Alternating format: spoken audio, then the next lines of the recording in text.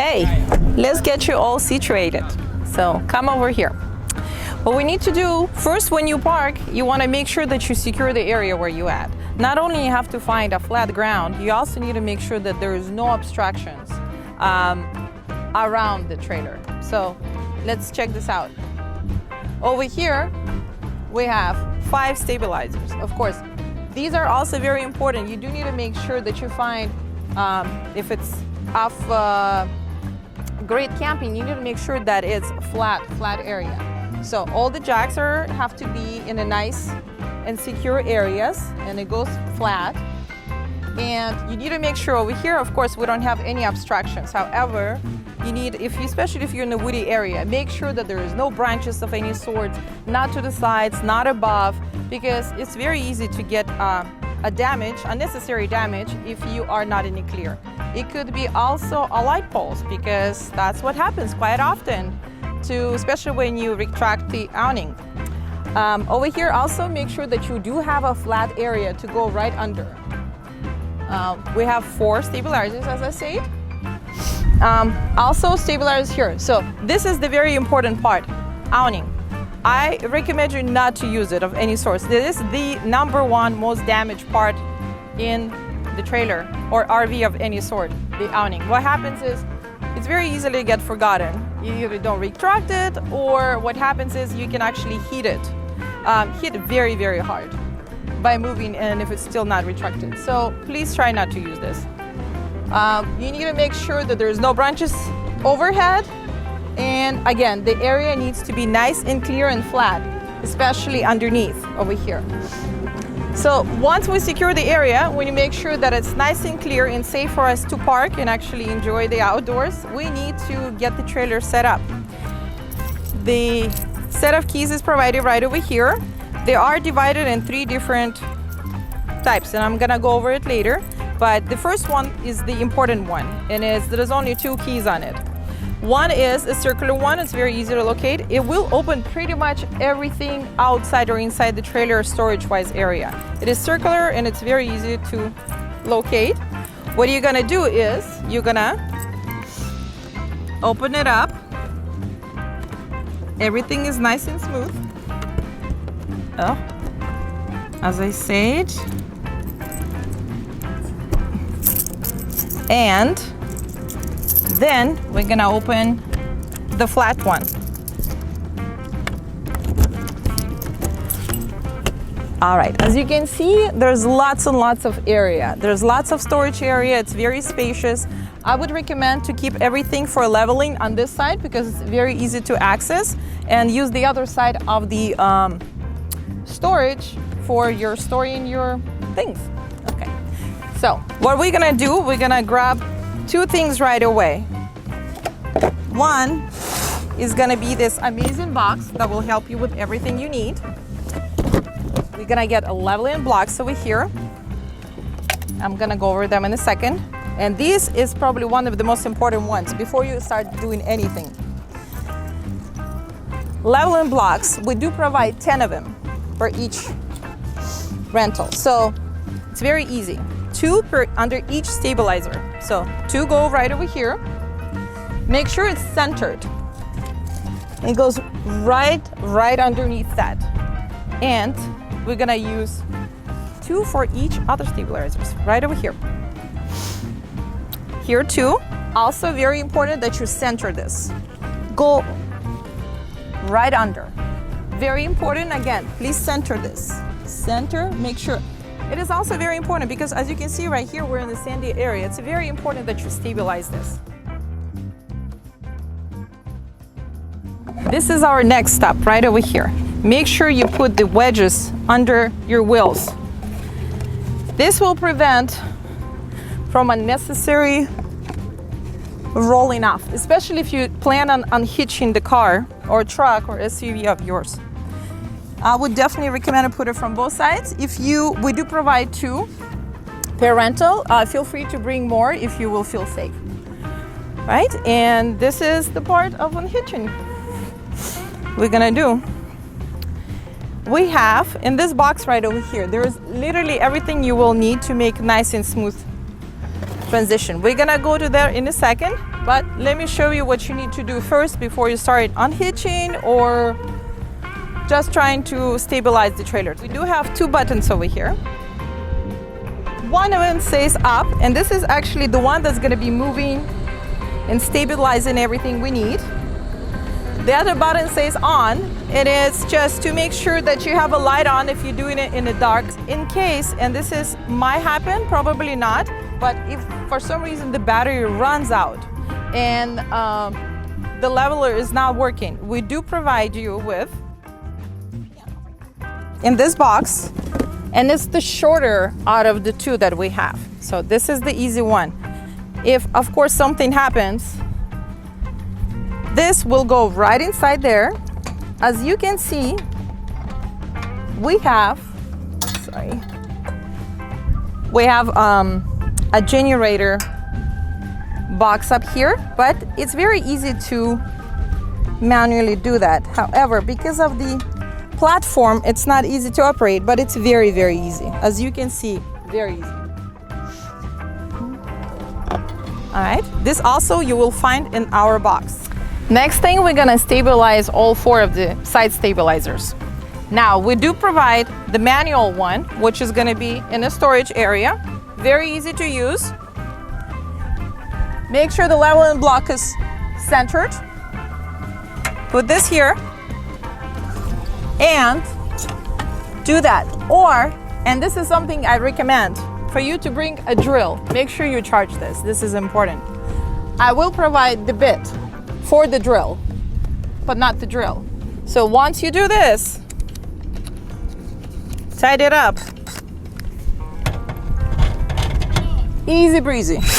Yeah. Okay.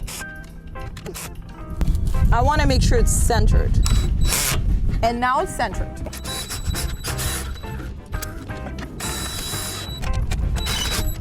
It is very important that you secure all four of them. Please do not think that because you're parking for the night and it's okay to do the central one.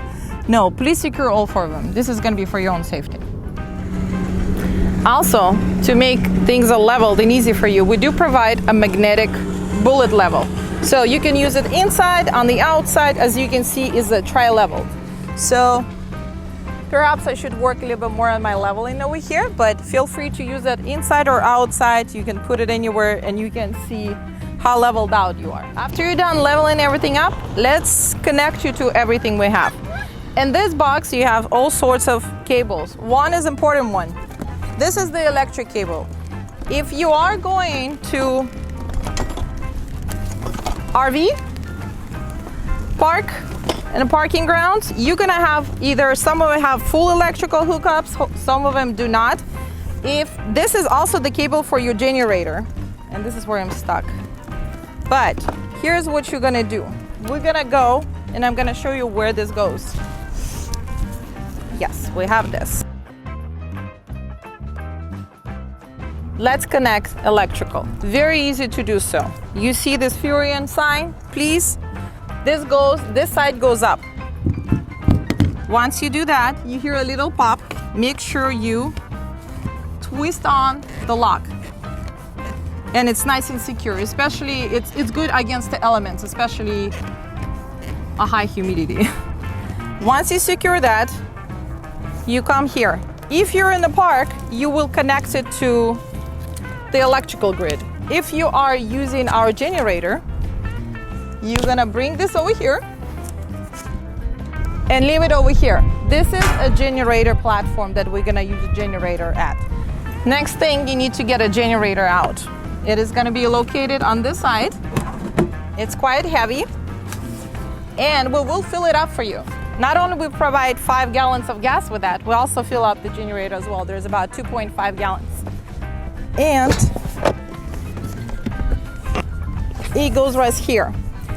This panel will hold up to 2 generators. And I'd say you're probably gonna be okay with just one, but if you plan on using AC and a microwave and a TV all at the same time, you will absolutely need a second generator. And if there's something you're interested in, let us know. We'll provide you more information about how to get a second generator.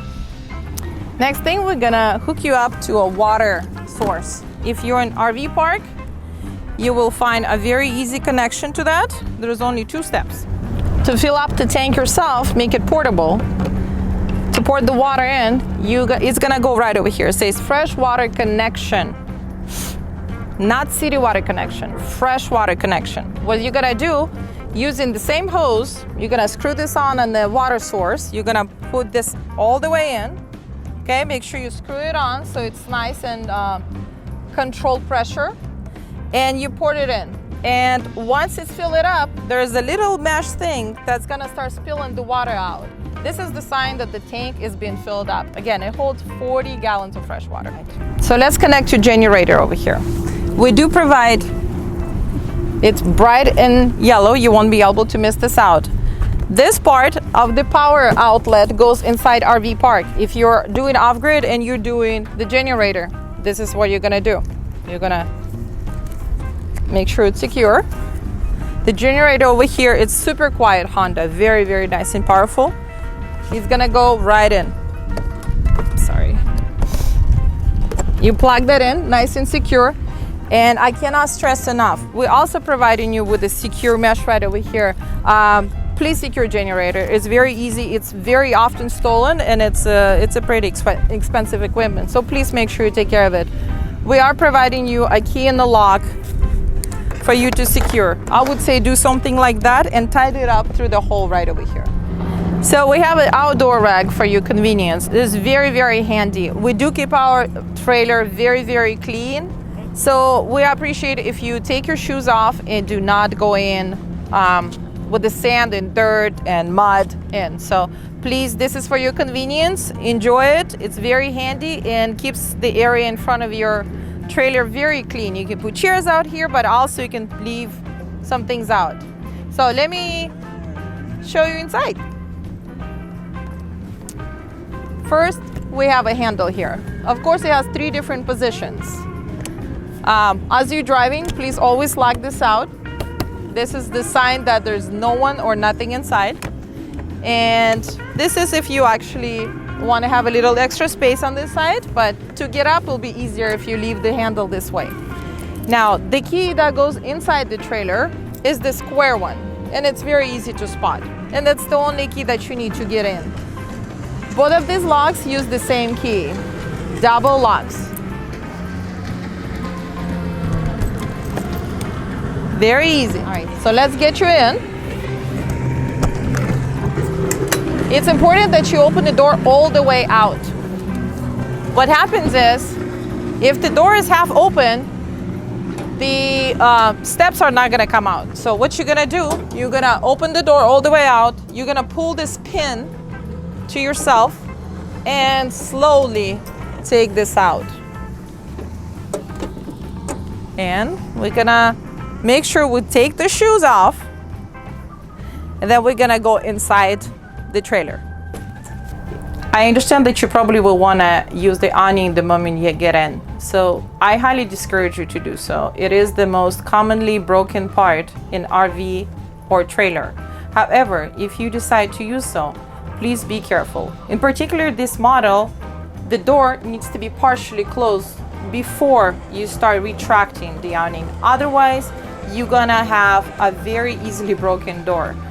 The door itself is wider than the clearance until the awning, so please be careful when you do so. Door has to be halfway closed before you do though. So very easy button over here, in and out, in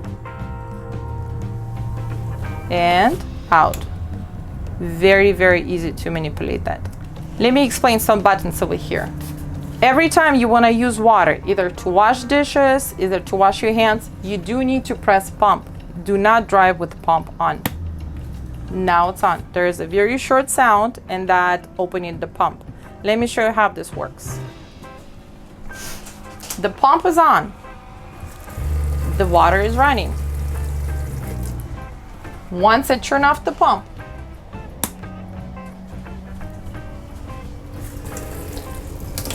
there is no water. There is no water, you will not be able to flash or wash your hands or do anything. Every time you need water to come out of any of the pipes over here, you do need to press pump. All right, so let's get you going on a road. First, if you want to have your supplies ready and put it in the fridge, I would go ahead and recommend to start it going before you hit the road. All right, if we have it delivered to you, we're gonna turn it on for you, so it'll be nice and cold by the time it gets to you. Do want to note it takes about 4 hours for the fridge to completely cool off and be in fully operational mode. Let me show you what we're gonna be doing here to turn this on. There are only 2 buttons on this fridge, and you need to turn them on simultaneously. There is an on-off button, and there is an auto check gas button. You press them with 2 fingers at the same time.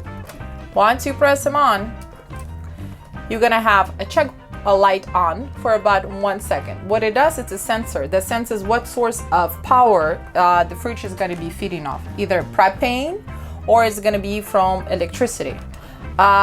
If you hooked up at an RV park, that's an easy one. It will auto decide itself. However, if you're off grid, please turn on the propane first. It will not work off if the propane tank is closed. All right, so turn off the propane tank first, press 2 buttons on, and you can drive with it. It's fairly safe. It's fairly safe for the propane tank to be on during the driving. Next, to make you comfortable, air conditioning would be nice. Also, it has a heating unit as well. We are in a 4-season unit, which is great. However, you do need to know a couple of things about it. For the air conditioning, you can turn it on. There is 2 sets, and you turn them on. There is a very cold one and a very hot one. If you're using a heater, you do need to use the thermostat. And this is going to be a very important thing for you. So thermostat first, and then you switch in to the hot setting. Microwave only works with electricity. It does not work off the propane. Okay, what happens is, so you need to either have a generator or you need to be connected to electricity with electricity hookup at RV park. Very easy, very powerful microwave, by the way. Now the stove is much easier. It is a 3-burner stove, and it has a cool feature. You can actually turn it on and actually glows in the dark and have a little source of light. However, try not to use it too much because it does drain a battery a little bit. However, very easy to use. You pick the stove you want to use, turn it on. This is the lighter. It works. Very good, very powerful. Now, the trick about the oven, it also needs electricity. It cannot feed off just the propane. It needs way too much power to be powered up by just the propane. So you need a generator or electric hookup for the oven to be operational. Bathroom rules. Very, very simple. Please use RV special paper that we do provide. Do not use a regular toilet paper. It doesn't dissolve, it does clog. And the plumbing in RV is very, very costly. If you are to dump yourself, please use this Porta Pack tablets that we're providing over here. Instructions are very easy, they're on the back. Please do so. It is preventing the plumbing from a lot of problems. Another very important thing about when you drive, please make sure you secure the shower door with this. Otherwise, the doors during the driving will break. Very simple rules. Friends, take Cody for a ride. Take it to a very nice place. Queridos amigos, estaríamos muy felices si quisieran pasar sus vacaciones en nuestros vehículos recreativos. Welcome. Bienvenidos.